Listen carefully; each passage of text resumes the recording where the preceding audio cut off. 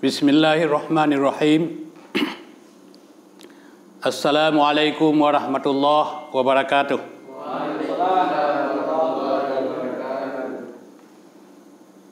Alhamdulillah alladzi arsala rasulahu bil huda wa dinil haq liyudhhirahu 'alad dini kullihi wa kafa billahi shahida. Asyhadu an la ilaha illallah wahdahu la syarikalah wa asyhadu anna Muhammadan abduhu wa rasuluh wa sallallahu alaihi wa ala alihi wa ashabihi wa sallim.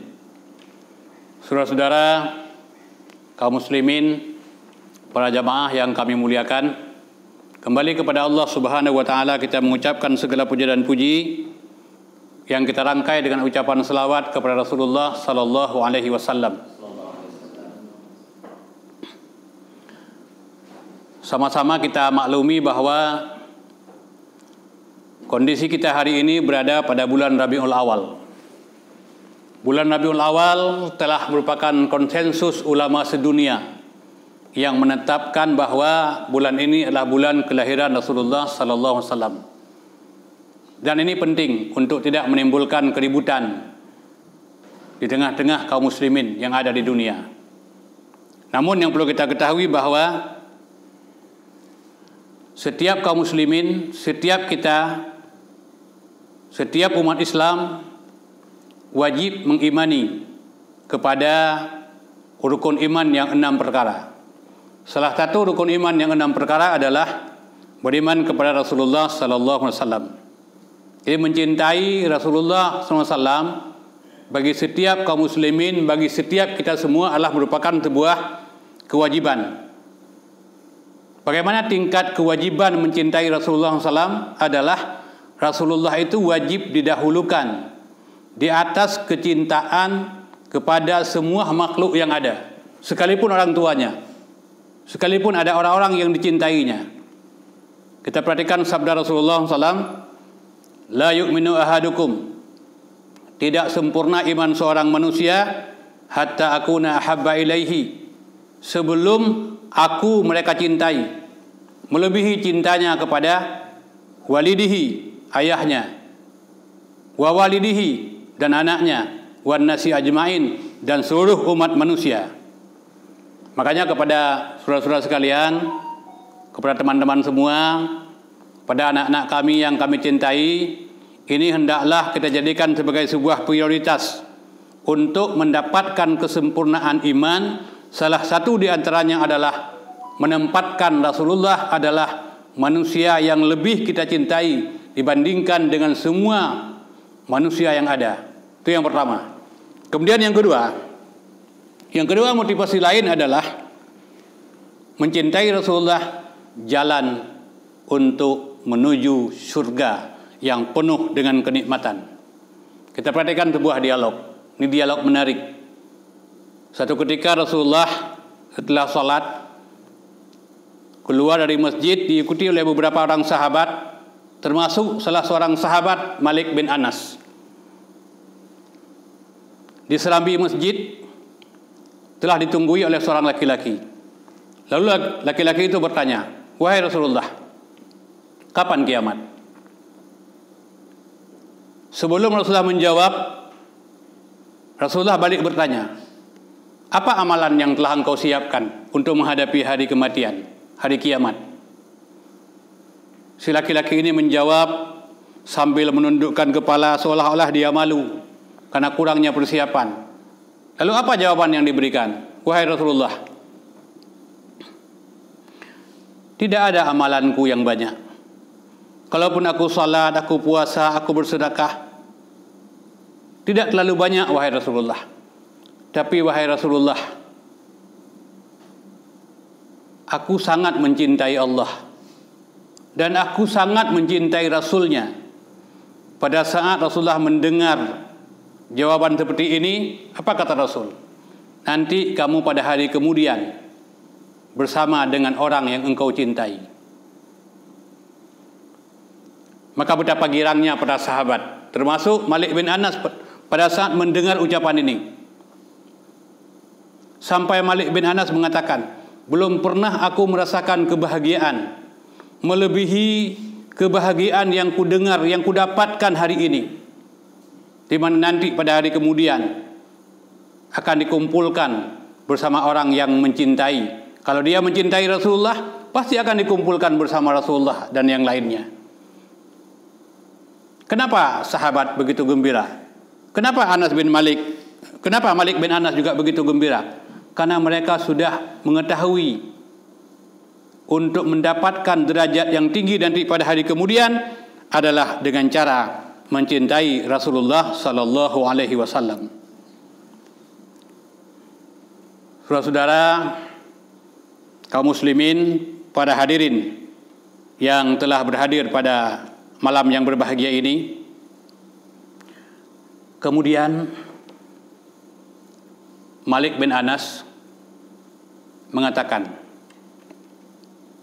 aku mencintai Allah, aku mencintai Rasulullah, aku juga cinta dengan Abu Bakar, aku cinta dengan Umar, aku berharap nanti pada hari kemudian aku bisa dikumpulkan dengan mereka walaupun amalanku tidak sebanyak mereka. Dan ini perlu kita ketahui bahwa untuk mendapatkan surga tidak cukup hanya dengan cinta. Karena Islam tidak terlepas dengan 3 hal yang harus kita libatkan untuk kesempurnaan iman ini, untuk kesempurnaan cinta, untuk kesempurnaan Islam adalah iman, kemudian ilmu, kemudian amalan. Jadi ada cinta di hati, kemudian ada sebutan di lidah, dan juga ada amalan yang dipraktekkan dengan anggota badan. Tidak cukup dengan sebutan.